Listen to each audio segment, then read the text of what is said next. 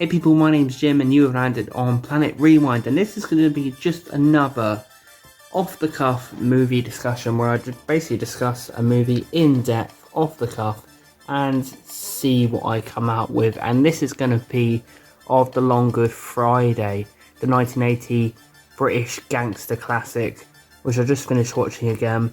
You know, I've reviewed Casino and Goodfellas in this kind of in-depth, off-the-cuff style, so this is another gangster film in this style. So this is obviously Bob Hoskins' most well-known role. It's an unbelievable performance from the actor, and it was a real statement. The whole movie is a statement. It really is a statement of intent. A movie that really set the tone for gangster movies going forward. A movie that completely and utterly defines British gangster genre. It really does. I genuinely think this is the best British gangster film ever made. Directed by John Mckenzie and also starring Helen Mirren. But this film is basically about Bob Hoskins' character Harold, who is trying to put together a deal with the American Mafia. So he's just basically this gangster of a group of men, and he's trying to put together a deal with the American Mafia. So he has the American Mafia visit him in London, and it all seems well and good until members of his own crew start dropping off randomly. Bombs, you know, stabbings. And from that point on, the film is just a pressure cooker of Harold trying to find out what is going on with his men. Who is the rat? Who is responsible? And you think about this plot is very much used in a lot of gangster movies, or at least a variation on it. And it all came from this. It really did. It all came from this idea, really. And the wonderful thing about this film, I think, is Bob Hoskins' performance, the gradual progression of the performance, the ego of the performance, you know, the swagger. He's the ultimate British gangster, you know, just with that snarl, that grit to his performance, that wonderful voice he's got, you know, the wonderful lines in this, constant lines of dialogue quotable from Bob Hoskins. You know, when he first finds out someone's died and they go, we can't work it out, and he goes, you'd need $1 million computer to work this out. Constant lines like that. It really is the decline of a man, the decline of an organisation, and the whole movie has this, you know, ticking clock vibe. You know something huge is going to happen, you know something is out of control, something it's going to gotta give, and you're just glued to the screen. It's one of the most exciting pressure cooker films of all time, I think, and it's got a wonderful pace. It just goes by. John Mckenzie's great at this wonderful pace. It's all about Bob Hoskins' facial expressions in this, constant. His face tells 1,000, you know, it says 1,000 words. It really does in this. His reactions to things, his slow deterioration, his slow worry, his ego, his shock, his, you know, just constant confusion of what's going on, but constant desire to uphold this image. And it very much is a film about ego. I think it's a film about the destruction job that the human ego can do to a person, you know, who's clearly on their way down but just can't see it because they're so wrapped up in themselves. They're so wrapped up in this image they've created, and they couldn't ever believe, they couldn't ever fathom they could fall from grace. And it's about that kind of delusion, you know, that the gangster world can give you. It can make you feel like you're untouchable when really anything can happen at any point, and you can go down at any point. Helen Mirren's in this as well, a real kind of personality-filled performance. You really buy her as Harold's wife. Lots of moments where she has to be distressed and scared. Lots of moments where she has to be sexy and glamorous. You know, Helen Mirren, what an actress. You know, just a real believability whenever she's on the screen. A real sense of elegance and style, and, you know, the facial expressions. You know, she really is, as much as Bob Hoskins in this, her face tells 1,000 words. It really does. A really memorable scene where Harold goes into a fit of rage and murders someone. Brutal, bloody scene, and, you know, you remember the image of Bob Hoskins covered in blood, walking along, almost in a trance, you know, in a desperate state. And you just can't take your eyes off this performance because he's very unpredictable. And he's very vicious, and he's very brutal, but he's nice to his wife, he's nice to his men, So he's got this slight likability, but he's also deranged. He's also dangerous. And the film really is about that kind of split personality of gangsters, how they can grow attached to each other, but they can, at the drop of a hat, become vicious killers. But the regret you see in Bob Hoskins' character, Harold, whenever he does something is very evident, so it does make him likeable. I feel like the film also has these underlying moral messages. There are certain moments in this where Harold will make comments about the society around him, like he'll go to a poor neighbourhood and he says the people deserve better than this. What a sad area. You know, he almost looks down on everything around him, but also has compassion and empathy in a way at the state of society. It's very, very weird to see him give these moral judgments when he's going around sort of killing people. But it does seem to be the case with many gangsters in films, that they view themselves as these kind of working class heroes, that they're doing the right thing, like the best thing to do is the criminal life, and they kind of look at people around them as schmucks for not following their path. You know, they almost view themselves as the real good guys, and that's why they can sort of rationalise what they're doing.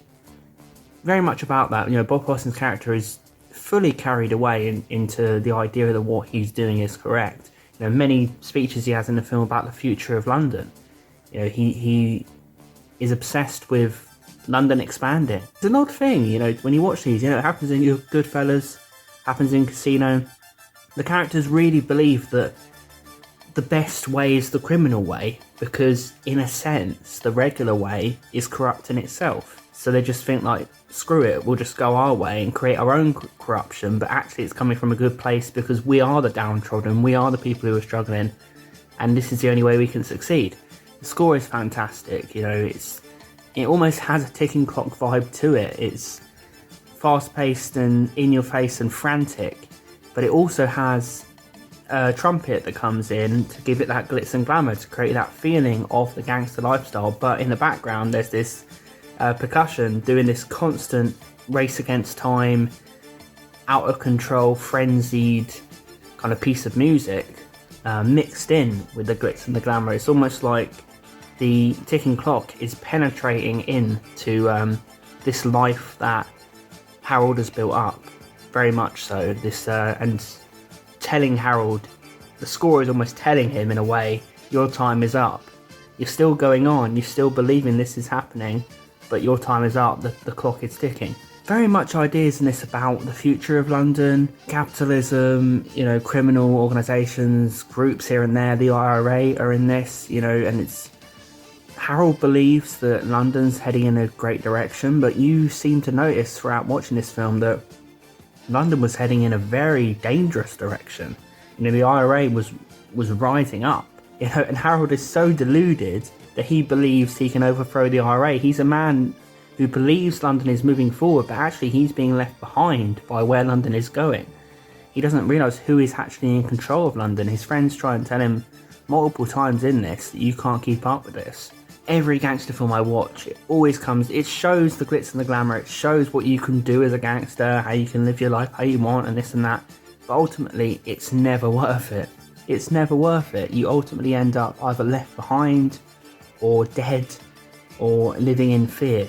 You know, it's never worth it. The culmination of this film is so amazing.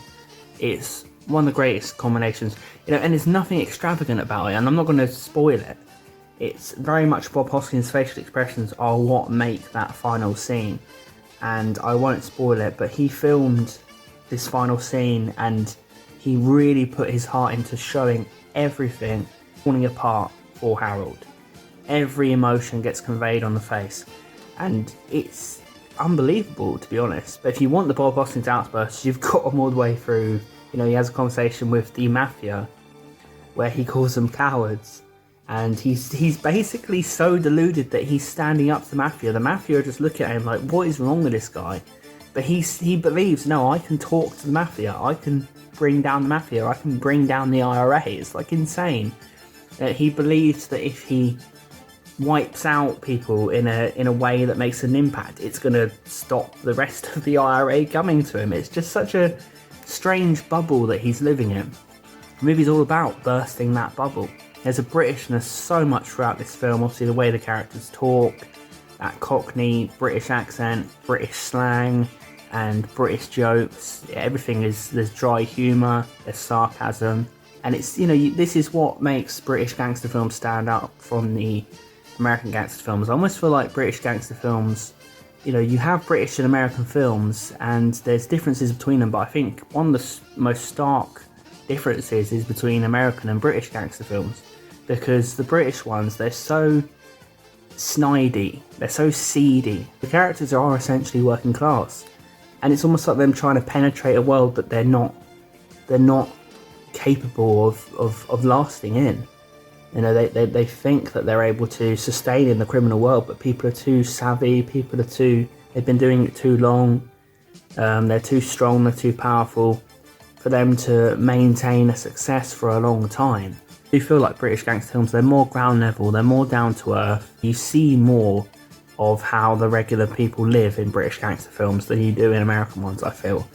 I feel like American gangster films, they're all about liberation and getting away from that life, whereas in Long Good Friday, in other films like Get Carter, you still see the gangsters interacting with the people they grew up with that ground level of people. So it gives it just that more genuine feel, I guess. This film is just so wonderful, I could talk about it all day. Bob Hoskins' performance is stunning. It's a wonderful performance. Everyone in it, it's just such a believable film, and so it just has a real intense energy running throughout. It's a real charging feeling running throughout, a real electricity, and I love it. It really does feel like a pinnacle of British gangster films. And if you watch this, you should also watch Get Carter. I love that 70s and 80s British gangster vibe. Maybe I should do a discussion on Get Carter, because it's so dark and seedy and gritty and real. I love it. You can almost just smell the streets, and you get so invested. Everything feels so real and tangible, basically. The gangsters don't feel like they're in another world that's alien to you. They still feel like someone down the street who you could talk to, and that's the unique thing about the British ones, I think. But this film is wonderful, guys. Check it out. Let me know what you think of Long Good Friday in the comments below. If you do like this film, watch Get Carter. Also watch a gangster film called Stormy Monday, which isn't actually primarily a British one, but it's got British people in it, and that's, again, another great one. Please consider subscribing if you love nostalgic movie reviews, and I will see you guys next time.